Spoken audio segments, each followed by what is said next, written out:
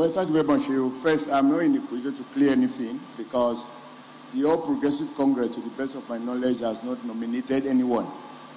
It is not the business of the party to nominate. And I also believe the law is clear that a member of a political party cannot be nominated.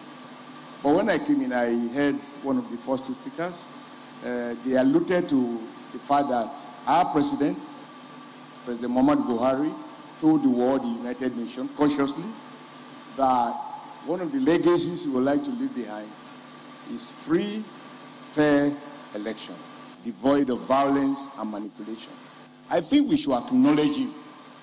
We may take that as a given, but I want to remind, particularly those from PDP here, that the first PDP president, when he was leaving power, is on record, even in a channel television, when he said to Nigerians, the 2007 election is a do or die for PDP.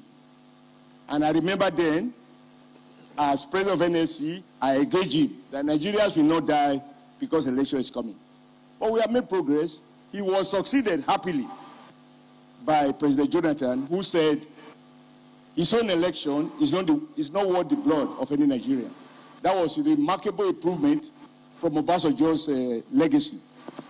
And President Buhari has the next president, Yar'Adua, which was elected after the do or die proclamation by President Obasanjo, because people must know when they speak that it will be recorded for them.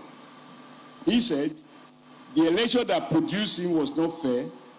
It could have been better.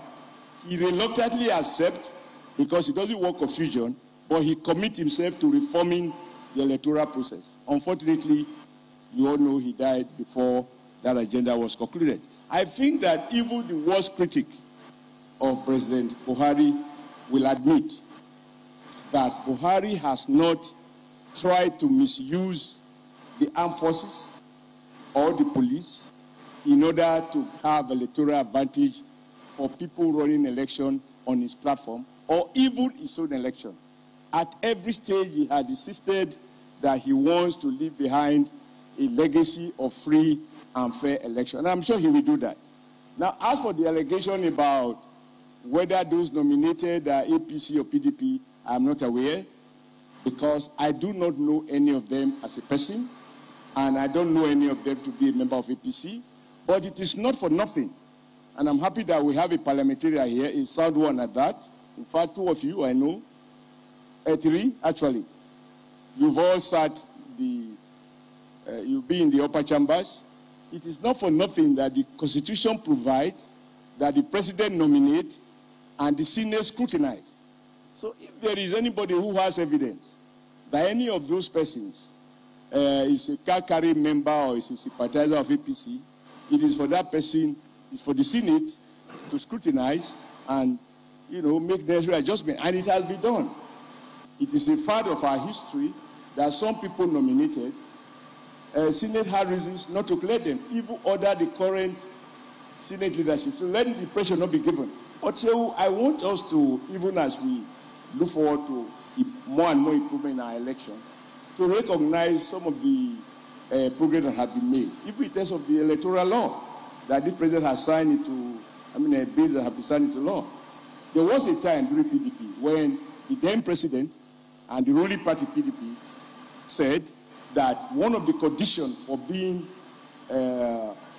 appointed to INEC is that you must have the same qualification as those that were able to contest for the office of National Assembly, whether House of Rep or Senate. They used that in a very dubious manner to suggest that you must be a card-carrying member of a party. In the end, PDP card-carrying members were actually appointed. Other PDP presidencies confined by PDP dominated by National Assembly. That is not a model we want to emulate, and I'm not recommending it.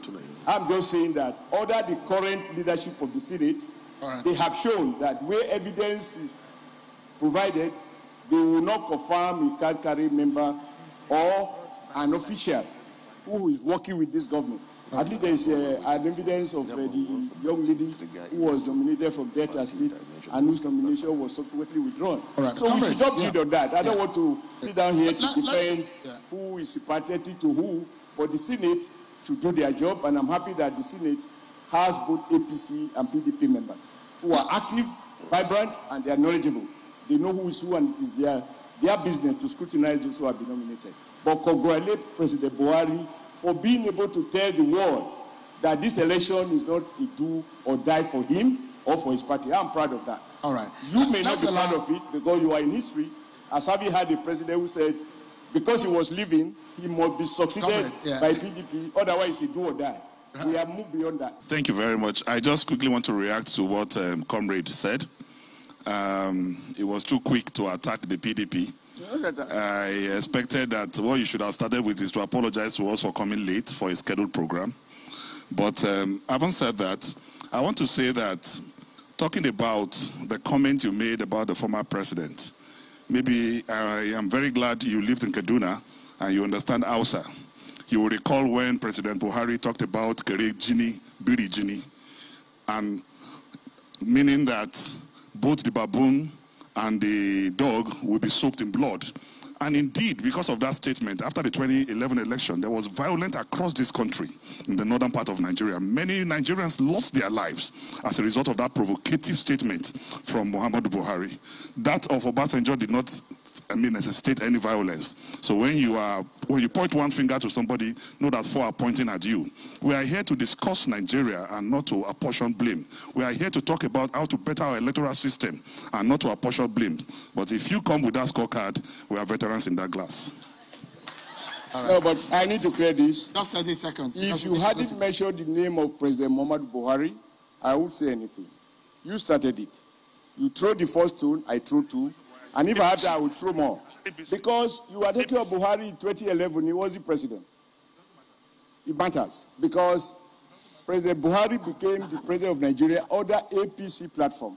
In 2011, I didn't share the same political platform with President Muhammadu Buhari. In any case, he's not the subject here. But you choose to emphasize the president. You choose to emphasize APC. You mentioned that APC dominate the National Assembly. They produce the president as if you have not done that before. That was why it was necessary to remind you of your past. Because if you forget your past, you won't know where you are going. And it's important to make the point that your party started the whole issue of police playing a role that they shouldn't even need to play.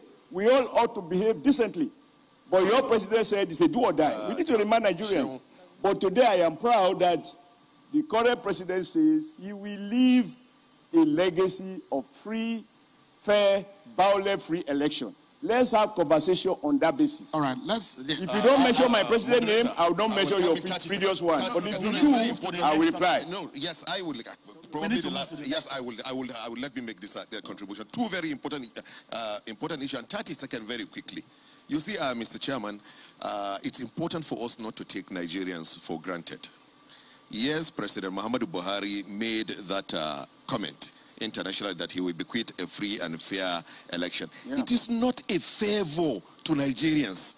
It's a responsibility. It is. So we should not wrongly interpret that. Yeah, it is. Secondly, why you see people are worried. You know, I have made my comment and I did not go into that, but it's because of your comment I'm coming back. Why Nigerians are worried was because the last time names were sent for national commissioners in INEC, a sitting special assistant to the president, a card-carrying member of the APC, Mrs. Loretta Onoche, was nominated. It took the entire country.